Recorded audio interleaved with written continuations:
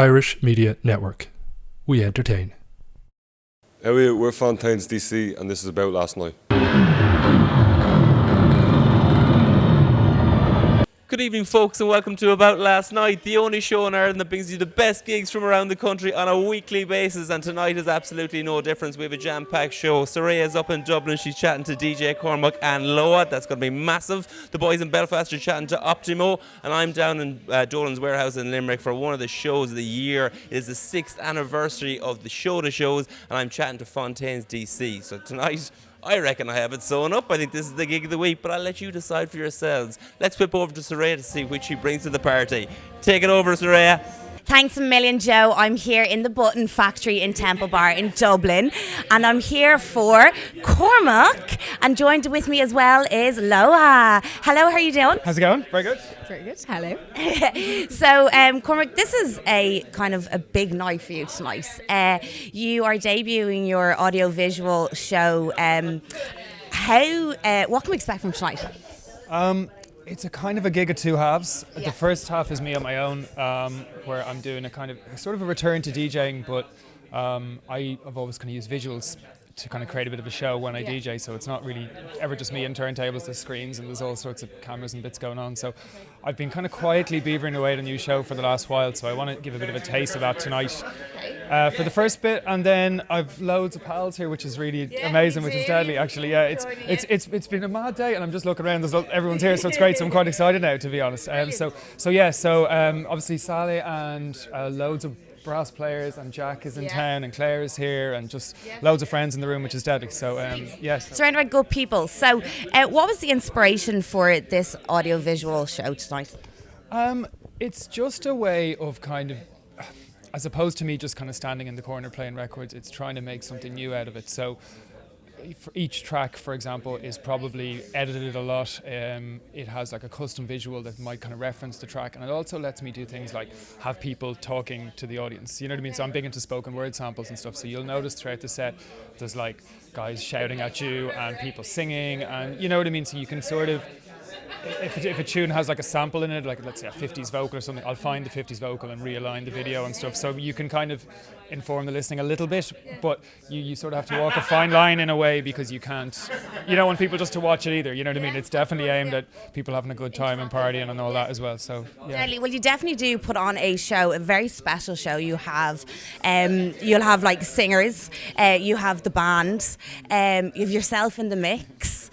But when did the dream of creating something like this start? It's a really good question. I suppose the audio-visual thing, or all of it, yeah.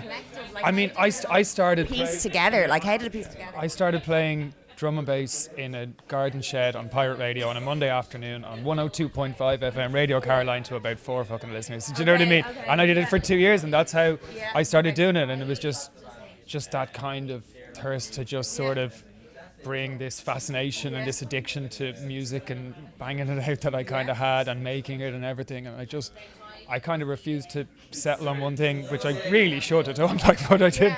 But you know what I mean? So different bringing elements in, which is amazing.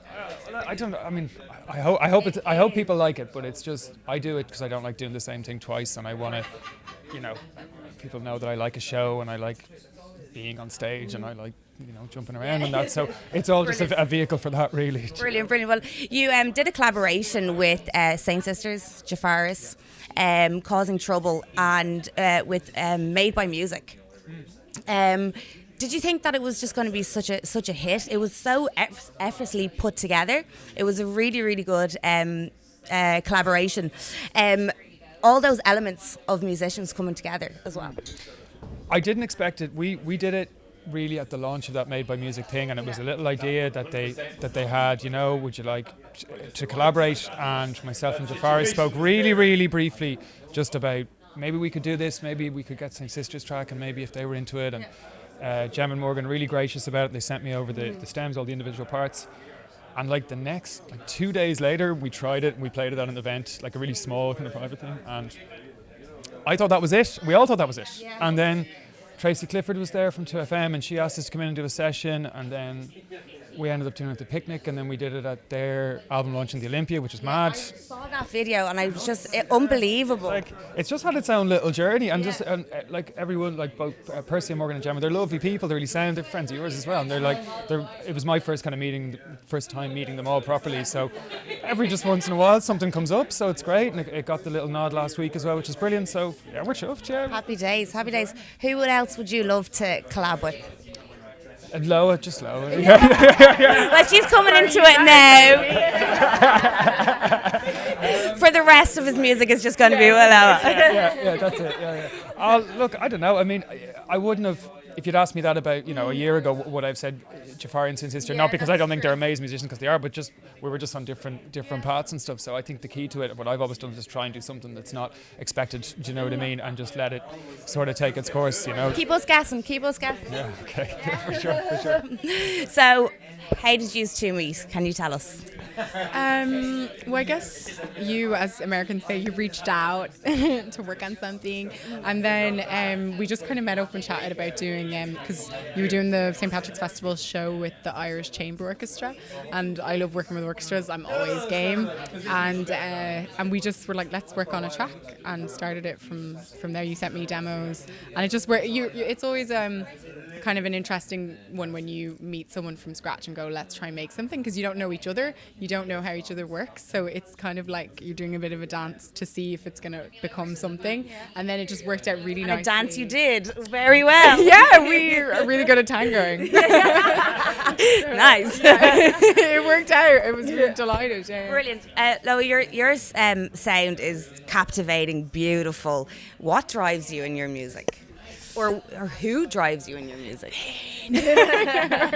I'm very hungry, and I finally realized the meaning of that term recently, because it's very common for people to be like, I'm so hungry in my career, but I realized I was waking up in the morning and I had like so many ideas, and I was like, I literally don't have enough hours to even write these all down.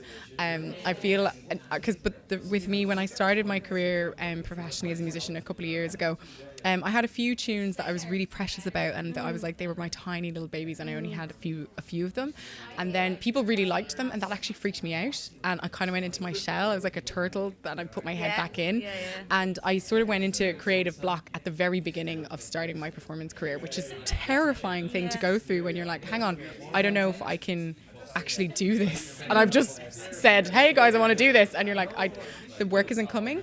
And in trying to figure out why that happened and work around it, I realized that I love working with people, and early on I was putting a lot of pressure on myself to be everything and be perfect at every aspect of all the music, and I'm actually like an extrovert, and I love teamwork, and like I have loads of siblings, and I'm just someone who loves to be around people, buzzing off other people. So I worked with I just was like linking out, going out to my friends and being like, I want to work with you, and people were coming to me, so I did like a tune with like The Scratch, and I did a tune with I've done some stuff with Mango, which hasn't been released yet, but that's going to be exclusive. My boys. And then I was like, I've been working on pretty much a whole record with Bantam, who's a producer from Cork. I heard about this.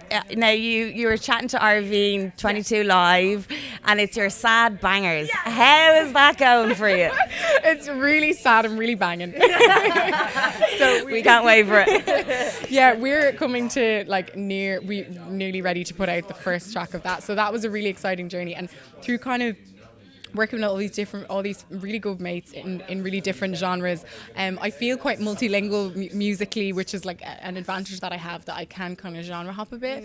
And then obviously working with you was another amazing aspect that kind of introduced me to like the sort of nightclub scene of performance, which was a new area for me to step into as a performer, because I'm used to the singer-songwriter kind of like quiet.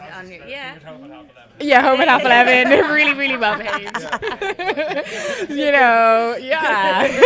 That's not her. So, absolutely, I'm a very good girl. Yeah, we know. So it's been like the last kind of year and a half then of doing all these collaborations has given me more steam, and it finally it broke the seal on my block. I was like, I know what I want to write for myself. So once I kind of spend this year putting out a lot of those collaborations and finishing up some of those projects, I'll be able to, I feel like I'm ready to work on the first solo Loah album. Ooh. Nice. Actually, because you do kind of, when you're doing something else, do you know what I mean? It's like, I get blocked all the time, and it's like, it's only, you should go and hoover something or work on something else or do something, and you kind of get, I'd really like to get back to that, do you know what I mean? For sure, like, particularly because the two of us work in loads of different areas and do loads of different things. It's very, very true. Yeah. So another quick question I have for you, both of you can answer this one, is, Ireland is going through, like, modern Ireland, it's like culturally and diversity. Do you think it's doing the same in its music, in the music industry? I would say the music industry is leading the charge. And musicians, artists, I always feel like artists, the purpose of art is to be the imagination of your culture, so of your community. So like, you're literally like, I will professionally be the imagination of this community as a job. So you kind of reach forward and you reflect back your community to itself through your lyrics, through your tunes, and you kind of like hold the space for everyone to have a really amazing experience. And you go, this is who we are, this is what we're doing. So kind of to be an artist who's really valid, you need to be ahead of the game. You need to be going, this is where we're actually going. And I think as musicians, Ireland has always been so fierce and fervent in its cultural output, and we've influenced other communities. We've influenced America so much, and like other parts of the world, and now we're kind of allowing the world to come influence us, which is kind of cool. It's like a bit of a role reversal. Of course. For such a small nation as well, we're taking headway. Yeah, totally. Yeah, and allowing that. For me, it's the most like exciting time for me that I've seen. Do you know what I mean? In terms of just what's coming out, and in terms of just what way the cards are falling, because there was always good music coming out of Ireland, or always interesting music, I should say. You know what I mean? Like, it's not about what's good or what's bad, it's about what's interesting. And to me, there was just always this like so much like middle of the road. Do you know what I mean? For years and years and years and years. And now it just seems to me that the scales have tipped a little bit. Do you know what I mean? That there's just a kind of a plethora of new sounds coming all the time, and it's not just kind of filtered through this Irishness, if you know what I mean. A new generation. But I just mean this kind of typical boring sound that, you know what I mean, we got loads of, you know what I mean. Now in daytime radio, finally we're hearing stuff that's like, whether you're into it or not, it doesn't really matter. It's just like that it's different, and it's certainly daytime radio is having a good influence on the music industry today as we know it, especially in Ireland for us. Feed into itself, you know what I mean. So if you hear people like Sally or Jafari or me or I don't know, whoever there, then people are going to listen to that and go, oh well, that's an easy access for them to different stuff. Do you know what I mean? So it's like, I don't know. And like, I think as a culture, we're so ready to open our arms to foreign music and foreign art. Like, we import a lot of bands sell out our 3 arena, and we're such a small nation, and I think it's important that we're very able to do that, and that's a great thing. But it's also important that we give our own work its due regard. And I think there is a little bit of, hang on, like maybe there's been a sense that you can only be one type of artist to succeed at home, and everybody else has always had to leave. Whereas now I think we're opening up, like, hang on, you can have a really solid foundation of fans in Ireland by not being from a specific tradition of a type of Irish music, and that's a really good step in the right direction. Obviously, like, the hip hop scene is the best example of that, which is just totally exploding. After years of like going to see rappers in the 3 arena, we're like, hang on, we got this there. And that's like a really good example, but it applies across all the genres too. Deadly. One last question. Where will you be this summer? What's happening for you guys? Will you be at all the festivals? We're working on something new at the moment, so we're... Oh, go on. Who wants to tell me? We're not ready to talk about it just yet, but we're working on something. Damn it! Well, it's a continuation of what we have been working on, but we're hatching some plans, so we'll both be, as ever, doing loads of stuff, be floating around. At the usual festival runs and all that will be happening. Lots more of the above, I think. Savage. Well, best of luck tonight. You are going to be absolutely whopper. There you go. That's my gig of the week. Let's see what you have in store, Andrew. Thank you very much, Sarai. I'm here with JD Twitch, one half of the DJ and duo Optimo. How are you? Good, thanks. Happy to be here. Good to be back here. 2013, I believe, was the last time you were playing a Menagerie. Really? Okay. That's what it said in the bio, anyway. I think it was maybe even longer ago, but I've got a real history with the Menagerie. I've played here 20, 25 times. I've never had a bad night here, so excited. They've kind of spruced it up just a little bit, but not too much. So I was reading an interview with Ransom Note where it was spoken about whenever you booked David Holmes.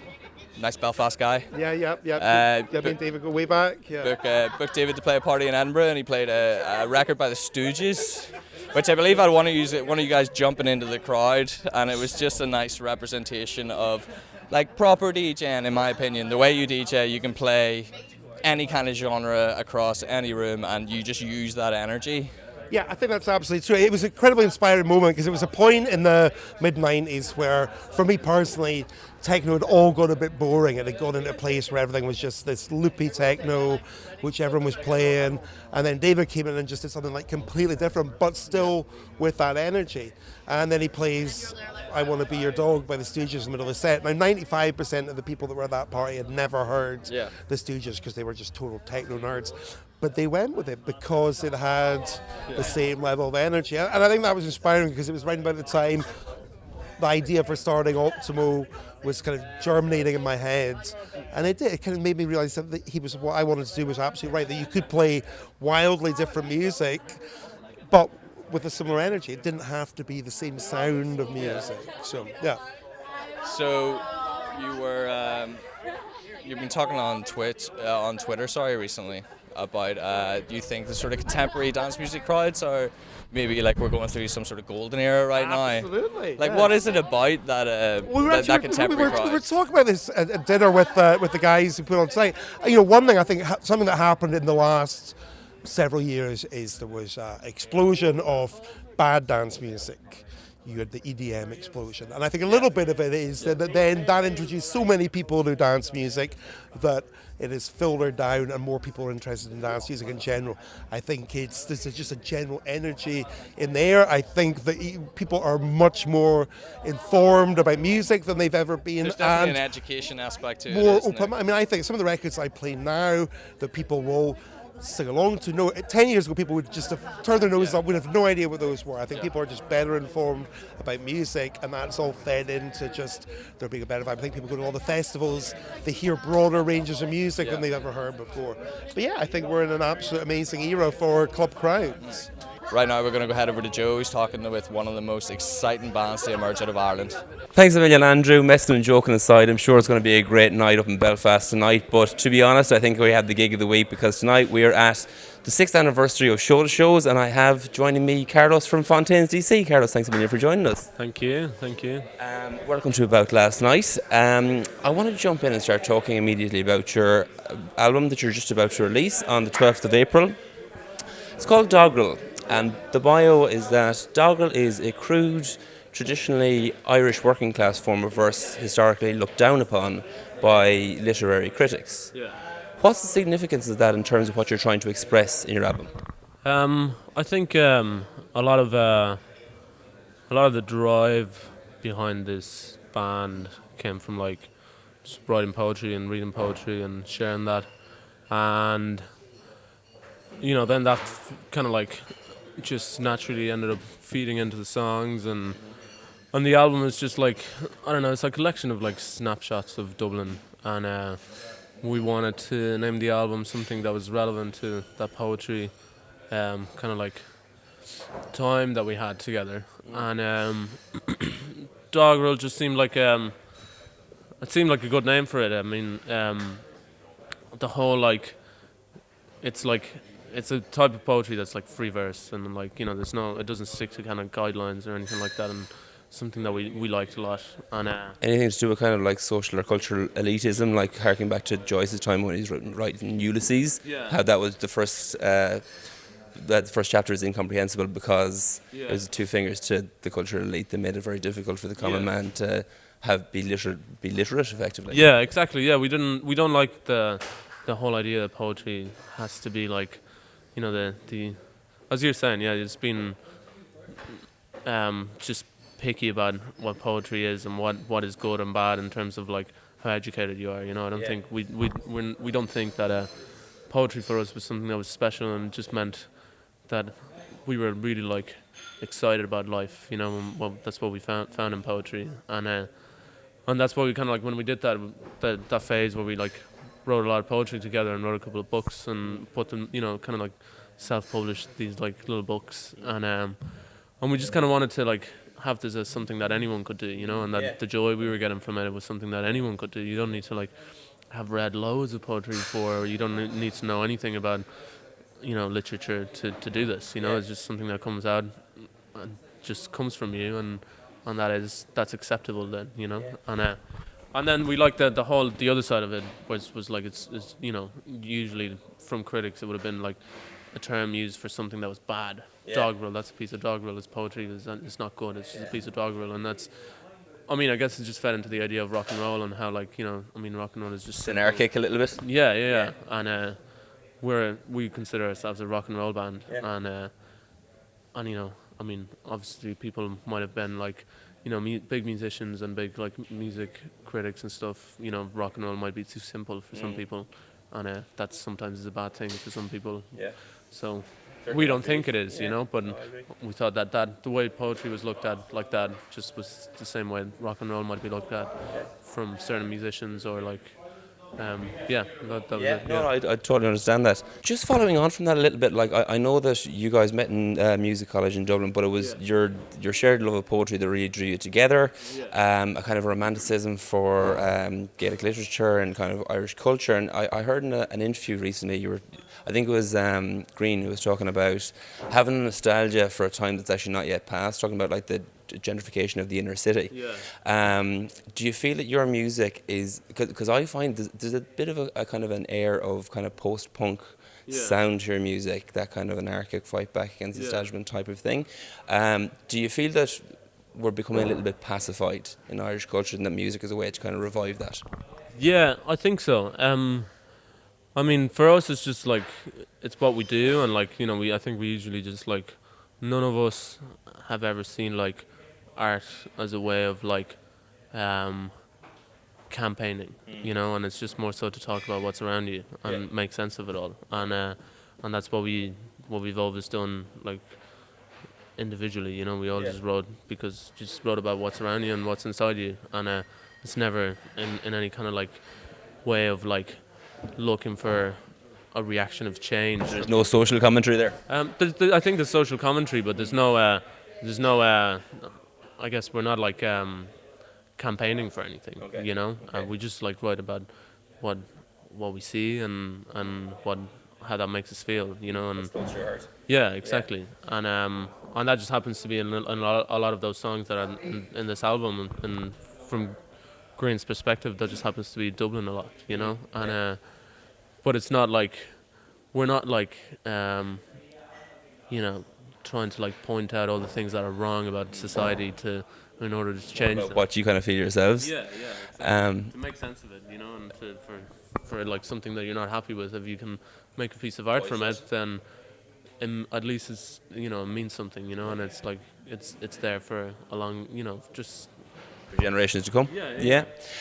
Speaking of which, something that's certainly been around for a long time is your single Too Real that is nominated for Irish Song of the Year 2018. Congratulations. And congratulations on releasing Doggerel as well, because they're massive milestones in any band's career. So are you very excited about that? Like, I know no one gets into it for awards or anything like that, but it'd be lovely to win it.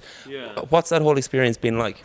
I mean, we were just told when we were in the van one day, like we got an email and said, and I think it's really like, it's nice from RT. Like RT have been a huge support, you know, and like Dan Haggerty has supported us loads, and you know, whoever, I don't know his name, but I know the guy who's kind of like, he co-started Eurosonic, and he's one of the heads of RT, and he's given us a lot of help and a lot of push, and you know, I appreciate all that so much. Let's get that acclaim. And then that they put us into that the prize. I think it's really nice of them. I don't think there's no way that song is going to win at all. And I've got a problem with like best song of the year being decided by a public vote, because it doesn't have anything to do with something being better or worse. It just has to do with what's popular and the amount of followers. And I mean, you know, that award is like, there's the other like people nominated. It's just people like Niall Horan and like, I don't know, like there's some good ones in there now, to be fair. Like no, I'm not saying like then, but what I'm saying is that like he is obviously huge, and like Hozier is huge, and I love Hozier, and I think he's a fucking great person, but like that, like it's just nothing to do with like how good or bad something is. Following will And I go don't with think it, anyone yeah. has like a right to say something is better than anything else. But like, it doesn't really mean that much to me because it's just like it's just when it comes to the vote, the public vote. I just think I don't think there's a place for that in. It's just I don't know. There's something that's like not really like. It just doesn't make sense because then no one's like you're not playing into the same game. You know, you're playing different leagues and that. Yeah, kind no, of in terms of like obviously whoever has the biggest following is Yeah, pretty much going to exactly. win. Well, I hope you get a couple of votes anyways. Yeah, no, I mean, if anyone's sure. watching tonight, certainly they can log on to RTE Choice Music Prize and vote for Fontaines DC if they'd like to. No, I'm enthusiastic anyways, mate. I came out of the womb like this, unfortunately. Will vote for that and has voted. You know, what I mean that's great. You know, Yeah. it means something to them, and that's great. Yeah, fair play. Yeah. 1 second. Yeah. Look, apart from anything else, it's great to get the notoriety. It's great to be, and to kind of have the appreciation of your peers and of the likes of RT, as you were saying. Yeah, exactly. That like that you're being acknowledged as being certainly one That's of the. something that means a lot to us. You know. And the Yeah, people in exactly. RT have been huge for us. You know, and they've been big supporters. And it means Well, so am I, and I'm sure there's going to be plenty more here tonight. Like I'm really looking forward to the whole kind of the show to shows 6th anniversary. It's going to be absolutely massive. Unfortunately, that is all we have time for tonight. Thanks to everyone from DJ Cormac to Loah to Optimo, and obviously to Carlos from Fontaines DC. Thanks to everyone at home for watching. If there's a gig that you have coming up that you'd like us to cover, please subscribe to Irish Media Network's YouTube channel, give us a comment, or let us know at About Last Night on Instagram and Facebook, or at ALN_IE on Twitter. Take it easy, folks. Have a great weekend. We'll see you next week.